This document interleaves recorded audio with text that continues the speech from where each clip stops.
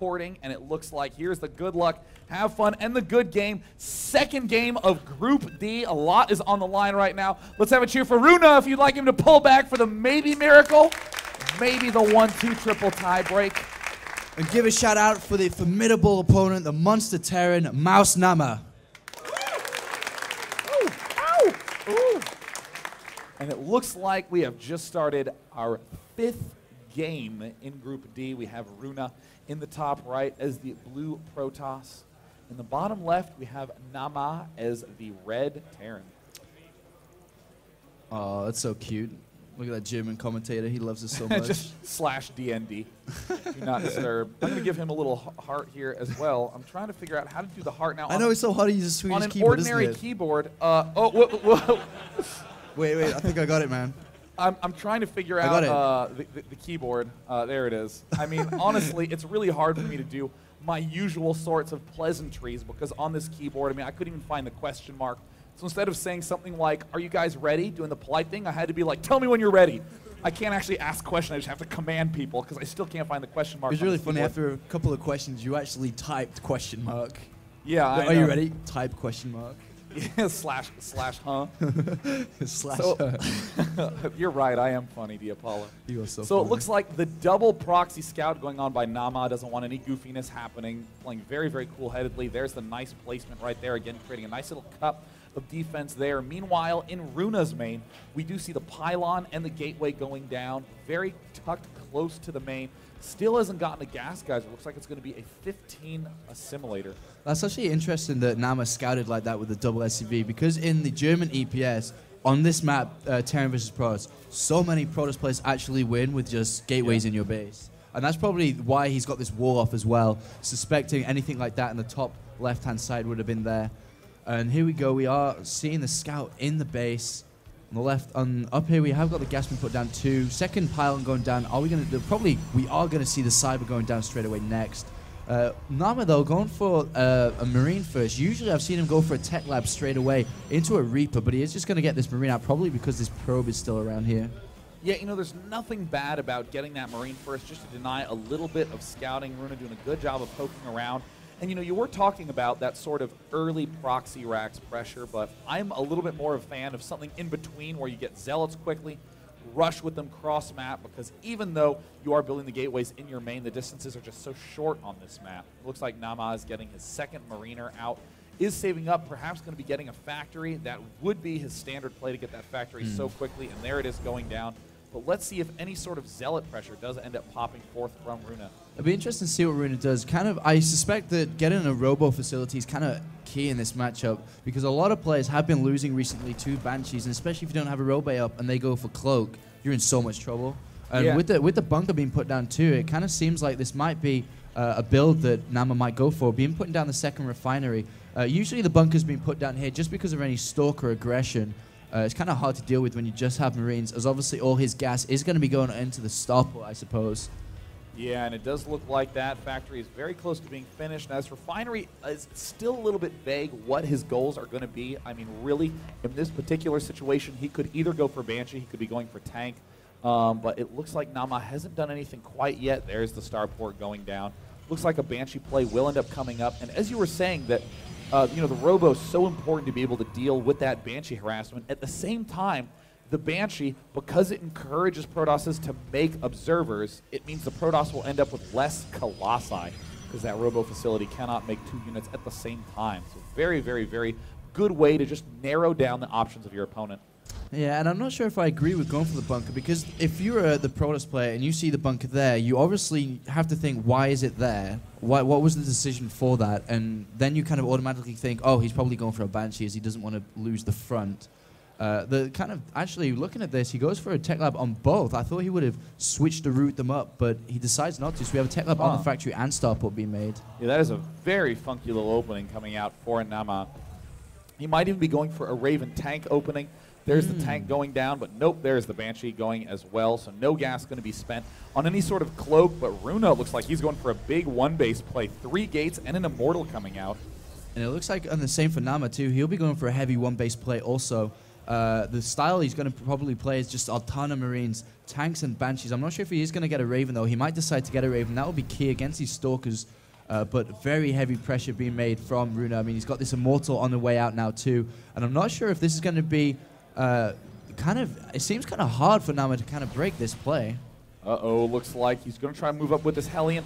Not going to get up to the front. Yeah, but I do agree with you that Naama's feeling a little bit skimpy on the overall unit mix. He's going to be trying to do some damage with this Banshee. I do think it's going to do quite a lot because RunA is devoting so much to this push, but with this Immortal, that's going to be such a great push-busting unit. And as we see, it's just a couple of Marines and a Siege Tank with enough force fields. How much energy does he have on this one sentry? Looks like enough for just 2 force fields, but still could be enough. And wow, RunA really trying to end this game with this push. And he really needs to pull SCVs off, otherwise he's going to just lose this bunker, and the bunker does go straight down. I'm not sure if he can hold this. The tank is doing a lot of damage.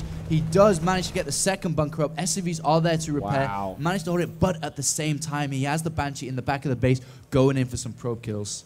Naama clearly has practiced this quite a bit, has great defense at the front, and there's the Banshee coming down. I really loved how Naama unloaded this bunker during the fight, wasting more shots from his Protoss opponent. There's going to be the 5th kill. And as usual, Naama is as annoying as possible, and he just leaves after 5 kills, taking no damage, taking some damage.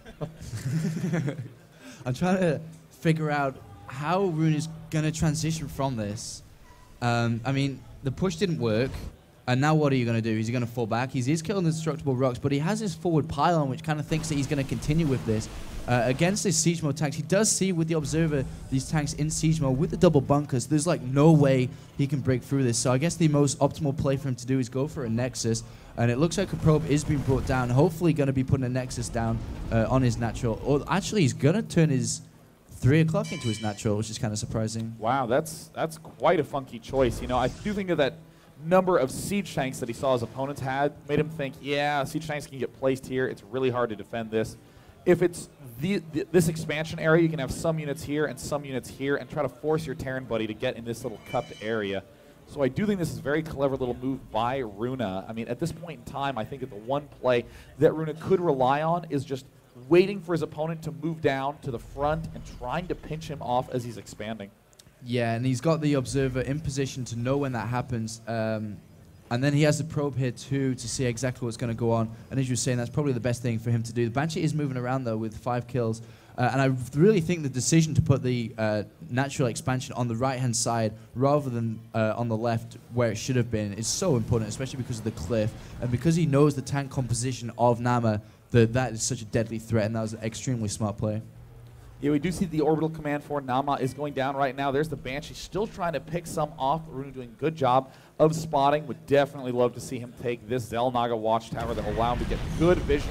And oh, Naama has finally ended up salvaging those bunkers, is advancing forward to his natural, taking the 2 gas geysers really fast. Stim coming down now for Naama, sieging up at the front, going to annihilate that safely from a distance. And this Observer from RunA getting a good look of everything that's going on. And what RunA can do here is actually, as soon as he gets pumping away on this expansion, is take a 3rd base kind of quickly. The way that these siege tanks are positioned, they're in a very defensive manner, and I don't think that Naama will push out anytime soon, but he's trying to do a lot of damage with this Banshee, getting a couple more kills, up to 8 kills now, all probe kills. Yeah, that's so effective, the Banshee harassment, because you're almost guaranteed at least 1 kill if you can just get even close to that worker line. There's a very fast robotics bay getting those Colossi up right away, but Naama already has a lot of tanks, so he's going to be quite comfortable against Colossi mixtures. Yeah, I mean, as soon as he sees the Colossus come out, he can just switch in his main. He has the barracks with the reactor and the starport there, so he can just easily switch around and start pumping out a lot of Vikings. I don't actually think that Naama can see. Has he seen the Colossus, the robotics bay? You know, I don't think he has. Oh, yeah, it looks like he's seen a warping structure. Whether he knows it's a robo bay or not, we'll have to see. But this is what makes Naama's play so effective. Your ordinary, just pure Marine Maraudering player. Ooh, we managed to take out the Banshee. Your ordinary Marine Maraudering player is so paranoid about when the Colossus comes out. Does it have range? Does it not? Am I hitting him with 2 Colossi or does he have 3? Naama just circumvents all that by getting so many tanks so quickly. And tanks just decimate them so fast. Thermal Lance is being made now. I'm surprised that Naama hasn't started taking down these rocks and trying to go for a 3rd pretty soon. I mean, he's just making a lot of units. Going for a third is probably quite a smart idea. He's getting a second factory at the back of the base, actually, and he has scouted this in the bottom right for the gold. He does see it, and he's going to use the tower and sees exactly what's going on. And now RunA has to adapt to this. He's got to move down, as I'm pretty sure that Naama will not want to let this go up and will be unsieging to try and get positioned down by this gold. What clever expanding by RunA, just curling along the right side. All his expansions have high ground for defense. This high ground, a narrow choke, this one, and most importantly, this one by his natural expansion. That's going to make it a lot easier to zone his opponent. Stargate coming up, clearly gearing up to do some sort of Phoenix play that's become very popular with Pronosses these days. Looks like Naama doing the good old half-filled medevac harass. A lot of times players will just have some Marines in the medevac because it takes too long to unload a full set of 8. I'm kind of questioning why he wouldn't have... Actually, he's going to go to the mineral line of the natural rather than go for the Nexus. I thought he might have gone for the Nexus. So this is going to be interesting. But all the units of RunA are there. I suppose that what Naama's thinking is that he's probably moved his units down to the gold to defend it. There's the Banshee moving into the back of the base, managing to take out 2 probes very, very easily. And there is more Stalkers getting morphed in. And oh, Naama doesn't end up controlling it the way he wants. Will he end up losing the Banshee? No! He manages to keep that Banshee alive. Such amazing control by Naama. And there's the Marine Stim trying to take out some Marines. But hello, every single unit RunA has. Yeah, that was just a misread by Naama. I'm pretty sure that he expected all of his units to be on the gold as he saw it. And oh no, this Phoenix is going to take down this medevac, and he's going to lose all these Marines inside. And I don't even think Naama knows it because he's not really moving. It's just slowly juggering away. Yeah, this is a very, very well-timed transition by RunA there. The 2 Phoenixes popping out right now. And oh, looks like Naama's going to try to run home. Uh-oh. But at the same time, moving out with a huge attack force. Oh, RunA. What amazing timing there, pulling those guys back at the last second. But RunA is very unfortunately out of position. And these turrets are actually placed really well. They're going to help out a lot versus the Colossus. Not only does he have all these Vikings and tanks, but he has these turrets too. And what we're seeing from Naama, he's going to come in and take this gold, but he hasn't overproduced in Vikings like we saw Terran players do yesterday. He has a nice amount, and he's got to be careful moving into all these tanks. The infantry are not in position at all. Uh-oh, and he's moving forward. He's going to lift the tanks up with the Phoenixes. The Vikings trying to make short work of those, but we're seeing the Immortals do short work of these tanks. The tanks have all fallen, and now it is just the Colossi against these infantry. Oh no, Naama's units getting caught off guard at the left side. RunA doing amazing amounts of damage, but there are tanks just sieged so far back on this map. All the Colossi fall. Naama looks like he's managed to crush RunA's main army. And his reinforcements are brilliant. The minerals and gas are so low, and he's just going to move across and kill this gold. And looking at the other hand, RunA has no units, down to 70 food compared to 130 of Naama. His macro really shining through this game, and it looks like it may be able to give him the victory as he's going to move up to this natural expansion, and looks like he just can take it down so easy. I mean, RunA had great timing on these expansions, but Naama's build order is just so strong, ripping through all these units. So much patience by Naama, sieging nice and far back, carefully microing those Vikings. The extra Colossus falls. And there is very little that Naama can do. Yeah, very little. This base is going to go down. These Marauders making short work of these Stalkers. Point defense drone is out as well to help versus these Stalkers. Vikings are moving around, making sure. And there's the good game. Naama will now be 1-1 in his group. Sake is 1-1 in his group. I thought Naama beat won his first game. Oh, did he now? Allow me to double check. He beat Bisu, I think. Yeah. Oh, that's right. Yeah. So he's now Naama is 2-0. 2-0. Wow. So this is going to be a big game for Sake, because if Sake wins this game, then he and Naama will be 2-1 in that group. That's going to be a really good game to watch, and we're going to go into that pretty soon. But while we get both the players ready and everything set up, we just talk about that game. The big difference between Terran vs. Protoss today and yesterday is when we saw Terran vs. Protoss yesterday, we saw, I can't remember who it was, but the Terran player just overproduced in Vikings, just too many, because he panicked. Yeah, He was like, oh my God, yeah. Colossus. Yeah, Thorzane, right. He was like, oh my God, Colossus, I hate them so much, I'm just going to build all these Vikings. And what the problem ended up for him is that he had no ground units to actually deal with all the Stalkers and Immortals. Where on the other hand, today we see Naama with the perfect amount of Vikings, not too many and not too little either, just the right amount to snipe the Colossus out, allowing him to have such a heavy ground attack force that he cleans up so easily. especially with the tanks as well. As you were saying before the game even started, that Naama likes to have these tanks just doing the damage at the back, taking down all the gateway units. Yeah, and you know, the one real thing that was kind of tragic about RunA's play is that he went for that big early all-in push with the gateways and the robotics facility, and then it didn't work. And so then he backed up and began to play his normal game. And what started as just a 10 food difference became 20 and then 30 and then finally 40 during that big attack. And he just wasn't able to keep up despite getting all the right units as best at times he could. But that goes to show you how important the opening really is. And it didn't really deny Naama's expansion either. What a lot of Protoss players like to do when they do fall behind because of the denial of the earlier rush attack is that they just want to keep units down the bottom of the ramp, not in range of the siege tanks, but as soon as anything moves out, siege tanks are going to be unsieged. You can do damage to them, any units coming down, even just little hits onto the command center to keep bringing it back into his base, therefore increasing your lead in the economy. He didn't really do that and gave Naama just the free expansion, and he powered away from there. Really nice play. Didn't even need a third base Naama, just powering away onto base. But the timing of going to that gold, the positional that he had on the map, brilliant. Yeah, absolutely. So our final game of today is going to be Sake against Naama.